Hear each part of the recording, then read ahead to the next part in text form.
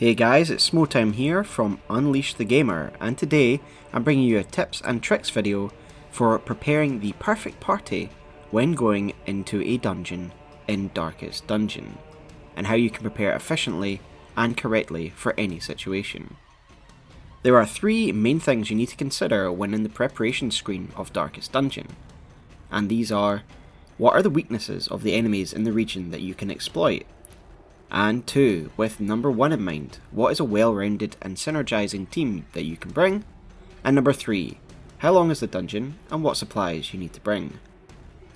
With these things in mind, let's watch me prepare for an expedition into the Cove. So I need to consider the weakness of these enemies.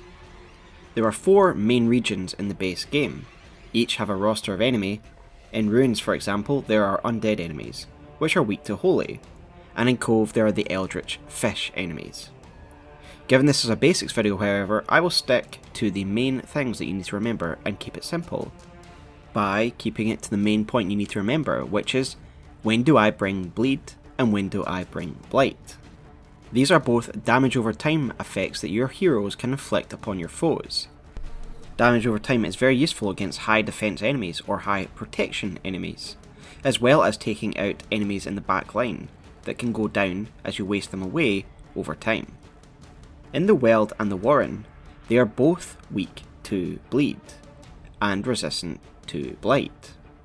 Cove and Ruins, however, are weak against Blight and resistant against Bleed. So, Weald and Warrens bring Bleed, Cove and Ruins bring Blight. And that is the most basic way of looking at it, and it will help you out in the early stages of the game. So, for Cove, first thing I consider here is their weakness to Blight, so I make sure I have heroes that exploit that weakness. Next we consider point 2, and I use the most basic party construction that I would recommend for beginners, and that is 1 tank, 1 damage dealer, 1 utility/support, and 1 healer. Now, heroes in Darkest Dungeon do kind of blur the lines between these classes, and they're not strictly following any of these. But it is good to have at least one hero that can do at least one of these things in each roster. So here for the Cove I take the following: my Vestal at rank 4 for her heal, my Plague Doctor at utility for 3, my Shield Breaker at 2 for some damage, and a Leper at number 1 as a solid tank. These 4 bring the rolls, and they also bring some Blight via the Plague Doctor and the Shield Breaker, so therefore I've taken in consideration the weaknesses of my enemies as well as constructing a well-rounded team. No team is perfect, however. This team's weaknesses is very inflexible, and if they were to be moved out of position,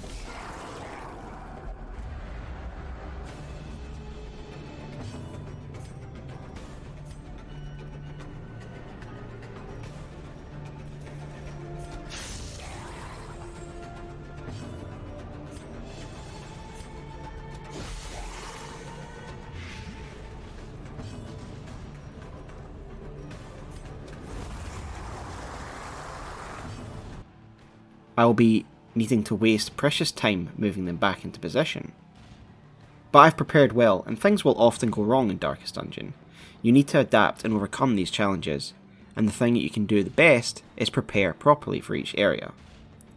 So this was a long expedition, but thanks to my use of Blight and my proper team construction, despite the difficulties I faced, I was able to burn through the enemies quite quickly, as you will see.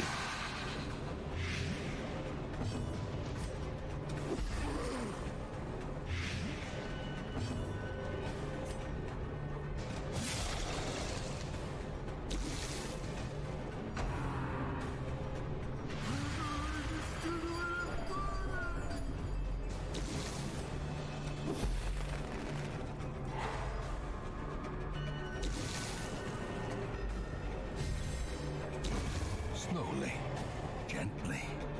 This is how a life is taken.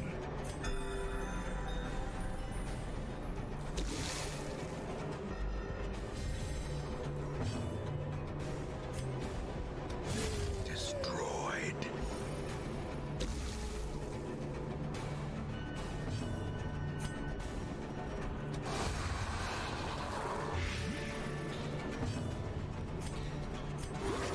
Soothed. Sedated.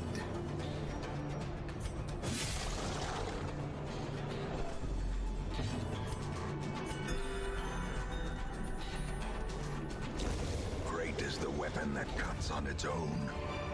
The other consideration, as I mentioned, was number 3, which is how long the expedition is. My general rule of thumb is that for each layer of difficulty you bring 8 food and 8 torches.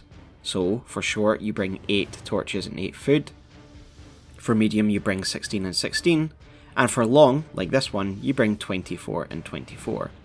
Some would say this is erring on the safe side, and I would recommend this for early players, as you will be staying in the light most of your journeys if you bring this many torches, and that means easier enemies, less loot, but you'll have an easier time of it. Also, don't forget to bring a shovel or 2, just in case you need to clear some rubble. It will cause stress damage and damage to your heroes if they have to clear it by hand.